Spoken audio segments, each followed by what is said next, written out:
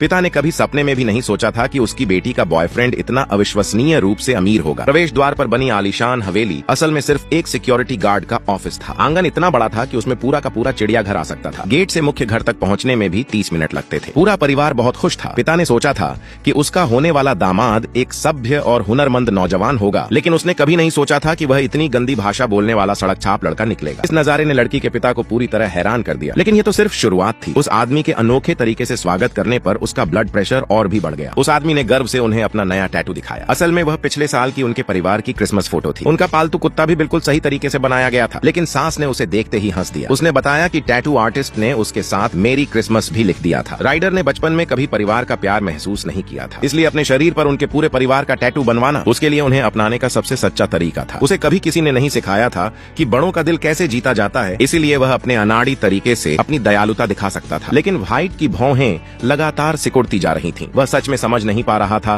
कि उसकी बेटी, जो स्टैनफोर्ड की टॉप स्टूडेंट थी, ऐसे रूखे लड़के के प्यार में कैसे पड़ गई। लेकिन उसे नहीं पता था कि यह जंगली दिखने वाला आदमी व्हाइट और उसके परिवार के लिए अपने तरीके से पहले ही तोहफे तैयार कर चुका था। उसे पता था कि व्हाइट को बॉलिंग पसंद है, इसलिए राइडर ने घर के अंदर ही 2 प्रोफेशनल बॉलिंग लेन बनवा दी। दीवार पर व्हाइट और उसके छोटे बेटे के कार्टून पोर्ट्रेट भी लगे थे। यह जानते हुए कि उसकी सास को कला पसंद है, उसने लिविंग रूम को महंगी कलाकृतियों से भर दिया। व्हाइट इन सबके पीछे की मेहनत को नजरअंदाज नहीं कर सकता था, लेकिन उसके मन में एक बात गहराई से बैठी थी। पैसों से खरीदी गई किसी भी चीज को सच्ची ईमानदारी नहीं माना जा सकता। इससे भी ज्यादा जिन शौकों को पूरा करने के लिए उसने अपनी आधी जिंदगी मेहनत की थी, उन्हें राइडर पलक झपकते ही घर में ला सकता था। अपनी जीवन शैली के बीच इस विशाल अंतर से पैदा हुई निराशा ने उसे अपमानित होने से भी ज्यादा बुरा महसूस कराया। इससे उसका मन हुआ कि वह उसी वक्त इस नौजवान को पूरी तरह ठुकरा दे। उसने अपनी बेटी को अलग ले जाकर पूछा कि क्या वह सच में ऐसे आदमी के साथ रहना चाहती है जो हर समय गालियां देता है, बचकाना व्यवहार करता है और जिसके पास पैसों के अलावा कुछ भी नहीं। उसकी बेटी ने उससे अपने पूर्वाग्रह छोड़ने की विनती की। राइडर बस अपने जज्बात अलग तरीके से दिखाता था। अगर वह उसे थोड़ा और समय देता तो वह राइडर का अच्छा पक्ष देख पाता। अच्छा, अब हम उसे जानते हैं। नहीं, आप उसे नहीं जानते। आपको यहाँ आए सिर्फ 15 मिनट हुए हैं।